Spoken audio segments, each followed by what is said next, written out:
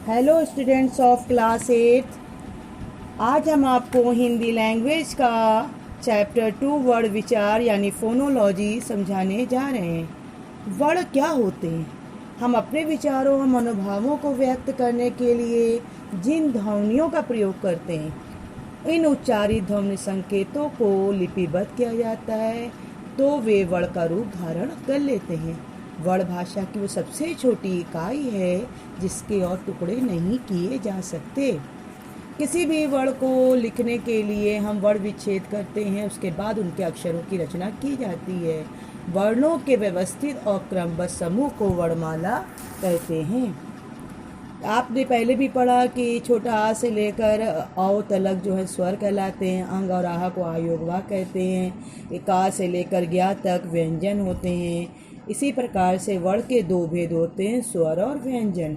स्वर स्वतंत्र रूप से उच्चारित होने वाली वे ध्वनियाँ हैं जिनके उच्चारण में श्वास वायु बिना किसी रुकावट के सीधी बाहर निकलती है। हिंदी भाषा में 11 स्वर होते हैं। स्वर भी दो प्रकार के होते हैं, ह्रस्व स्वर, दीर्घ स्वर, और इसके अतिरिक्त एक और स्वर होते हैं प्लुत स्वर। ह्रस्व स्वर उन स्वरों के उच्चारण में कम से कम समय लगता है, उन्हें ह्रस्व स्वर कहते हैं। इनकी संख्या 4 है। छोटा आ, छोटी ई, छोटा ऊ, ऋढ़, इन्हें मूल स्वर भी कहते हैं। दीर्घ स्वर, इनके उच्चारण में ह्रस्व स्वर से दुगना समय लगता है, इसीलिए इन्हें दीर्घ स्वर कहते हैं। इनकी संख्या 7 है। बड़ा आ, बड़ी, बड़ा ऊ, ए ओ औ, इन्हें गुरु स्वर भी कहते हैं। प्लुत स्वर, इन स्वरों के उच्चारण में दीर्घ स्वरों से भी अधिक समय लगता है, उन्हें प्लुत स्वर कहते हैं, जैसे ओम। परंतु आजकल हिंदी में इसका प्रचलन समाप्त हो गया है। स्वरों की मात्राएं, जितने भी स्वर आपने 11 पढ़े उन सब में व्यंजन के साथ जुड़कर यह मात्रा का रूप ले लेते हैं। आयोग व अंग और आह को हम आयोगवा कहते हैं क्योंकि उनके उच्चारण में स्वरों की सहायता आवश्यक होती है, इसीलिए इन्हें आयोगवा कहा जाता है। अनुस्वार, जिनके उच्चारण में वायु केवल नासिका से निकलती है, इन्हें अनुस्वार कहते हैं, जैसे पंकज, संगीता, पतंग आदि। अनुनासिक, जिनके उच्चारण में वायु नासिका और मुख दोनों से निकलती है, इन्हें अनुनासिक कहते हैं, जैसे सांस, खांसी, पाँच, आंवला आदि। विसर्ग का उच्चारण हल्के रूप में हाँ ध्वनि के साथ होता है। इसमें वर्ण के आगे के 2 बिंदु लगाए जाते हैं, जैसे अतः, प्रायः, क्रमशः, प्रातः इत्यादि। व्यंजन क्या होते हैं? व्यंजनों के उच्चारण में श्वास वायु मुंह के अलग अलग भागों से टकराकर निकलती है। इनकी संख्या 33 होती है, परंतु संयुक्त और अन्य व्यंजन को मिलाकर इनकी संख्या 39 हो जाती है। व्यंजन के भी 3 भेद होते हैं, स्पर्श व्यंजन, अंतःस्थ व्यंजन और ऊष्म व्यंजन।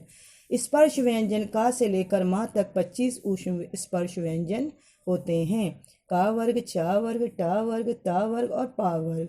अंतःस्थ व्यंजन वो व्यंजन होते हैं जिनका उच्चारण करते समय जीवा मुख के किसी भी भाग का स्पर्श नहीं करती, उन्हें अंतःस्थ व्यंजन कहते हैं, जैसे या, रा, ला, वा। इस प्रकार से 4 होते हैं। ऊष्म व्यंजन, ऊष्म का अर्थ है गर्म।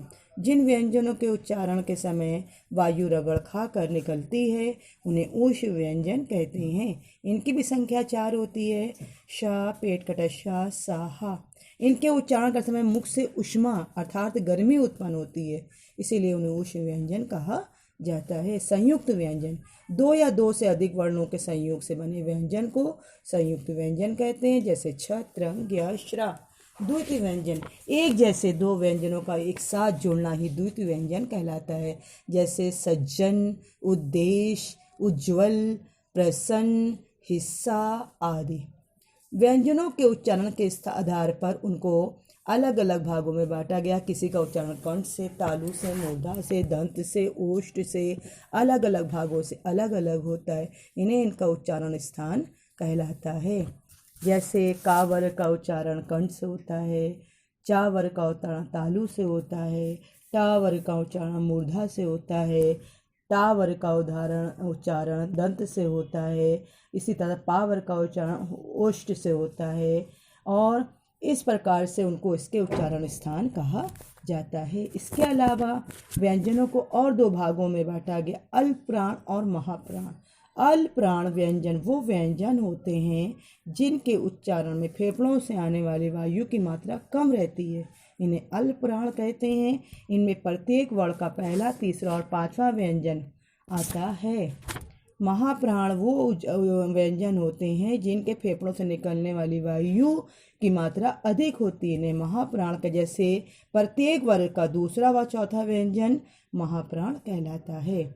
इसी प्रकार से दो और व्यंजन के प्रकार होते हैं, आघोष और साघोष। आघोष में वो व्यंजन आते हैं जिनके उच्चारण में स्वर तंत्रियों में कंपन नहीं होता, उन्हें आघोष कहते हैं, जैसे क, क, च, छ, ट आदि। साघोष जिनके उच्चारण में स्वर तंत्रियों में कंपन होता है, उन्हें साघोष कहते हैं, जैसे ग, घ, ड़, ज, झ, ञ, ण आदि।